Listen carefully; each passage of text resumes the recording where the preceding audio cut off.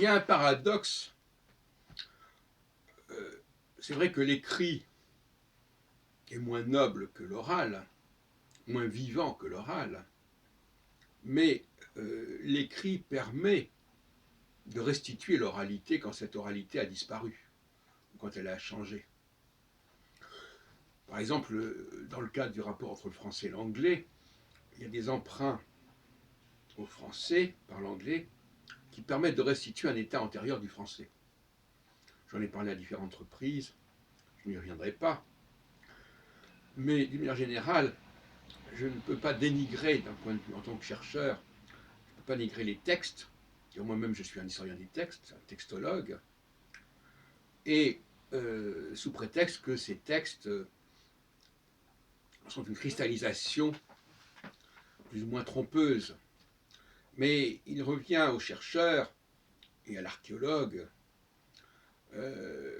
de savoir traiter, savoir utiliser les textes qui nous sont parvenus, non pas pour en être prisonniers, mais pour les utiliser afin de restituer le modèle de départ. C'est en tout cas ma façon de travailler, peut-être paradoxale, mais inévitable. Celui qui emprunte permet de restituer le modèle dont il s'est servi.